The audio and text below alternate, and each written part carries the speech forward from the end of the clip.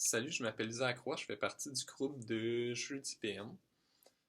Puis je vais vous présenter pour commencer mes 5 concepts. Le premier que j'ai choisi, c'est le colonialisme. Dans le fond, ça consiste à prendre le contrôle d'un territoire par la force, à y imposer nos structures coloniales et sociales. Pour commencer, on va aller imposer notre langue et notre religion dans le but de détruire les traditions en place. On va aussi exploiter la colonie pour la métropole.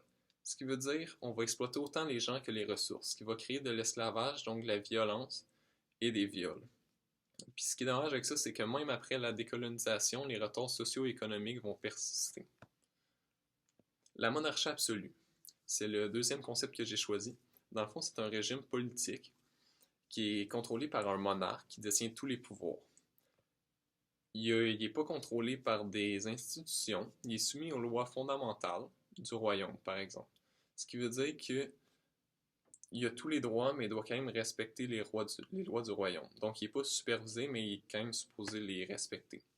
Il n'y a pas de séparation des pouvoirs, ce qui veut dire qu'il nomme ses propres ministres, juges et fonctionnaires. Le peuple n'est donc pas représenté, il va y avoir aucun vote, puis ça va être beaucoup marqué par le règne de Louis XIV en France, la monarchie absolue.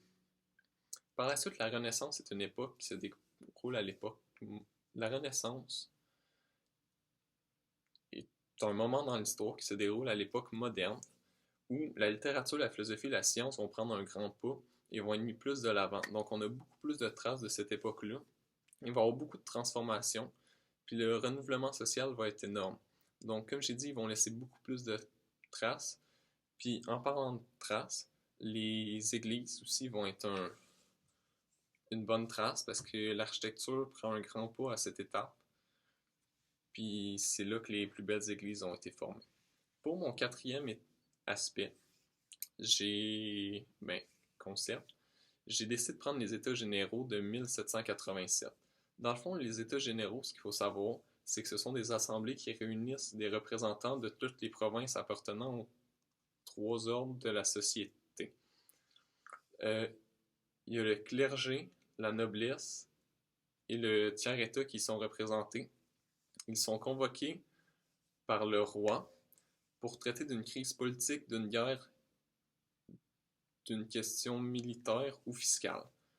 Ce qui va arriver, c'est que face à une situation politique et financière catastrophique, Louis XVI, il va réunir les États généraux qui n'avaient pas été réunis depuis 1714, le 5 mai 1789, qui va marquer le début de la Révolution française.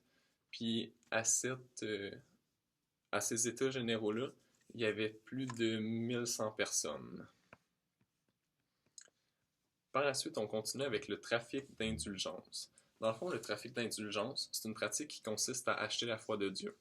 Dans le fond, ce qui va arriver, c'est que l'Église catholique romaine va... Les prêtres vont devenir hyper riches et seuls les plus riches vont pouvoir s'acheter un accès au paradis. Ce qui va arriver, c'est que Jean Hutius va finir par dénoncer ça.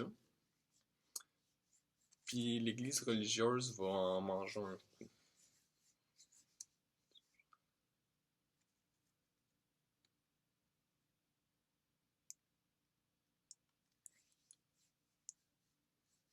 Je pense que c'est pas mal ça.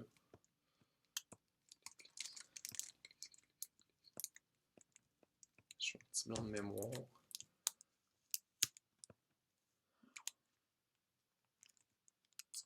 Oui, le trafic d'indulgence, il existe depuis le 3e siècle, mais il a été plus mis en avant au 15e siècle. Puis ça a été dénoncé par de multiples personnes, dont Jean Hus, comme j'ai dit. Puis les prêtres vont souvent même plus assister à leur messe, ils vont être payés pour laisser d'autres personnes le faire à leur place.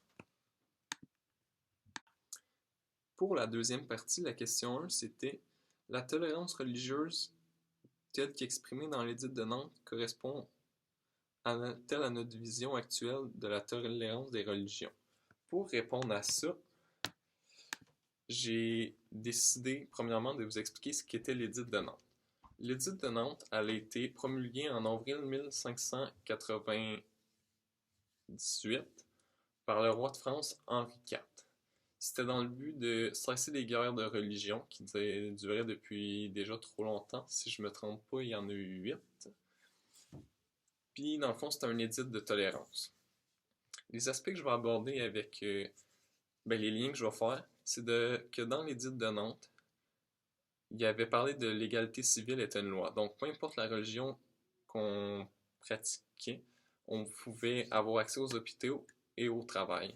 Donc, qu'on soit protestant ou catholique, on pouvait pratiquer le travail qu'on voulait et on n'était pas supposé être jugé par notre religion.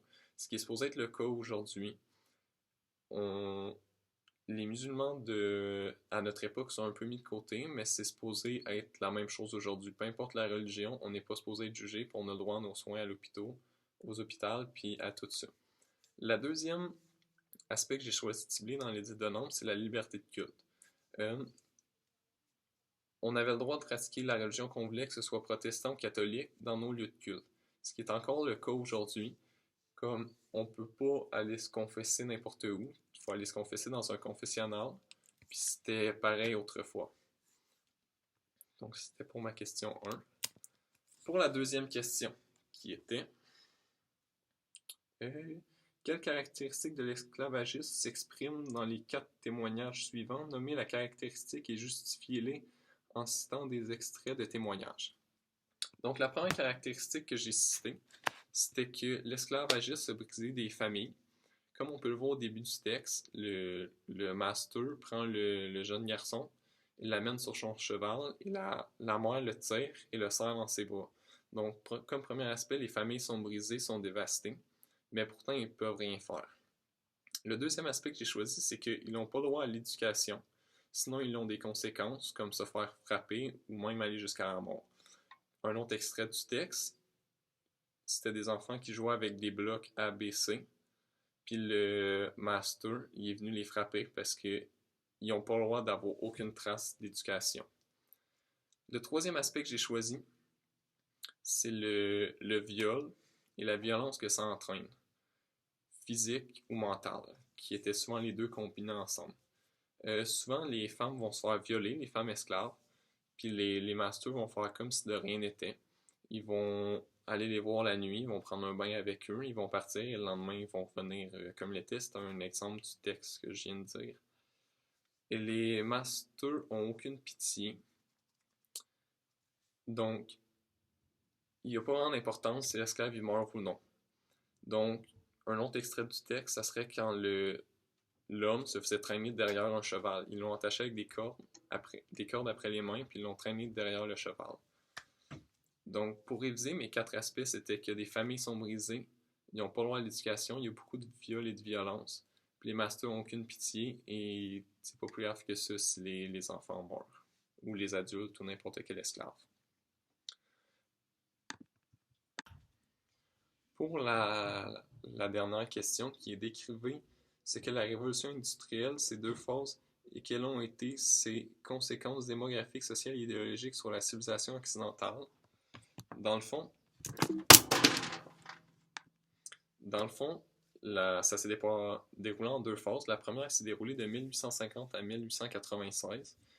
Je vais parler du capitalisme. Dans le fond, dans la première phase, le capitalisme, c'était le capitalisme industriel.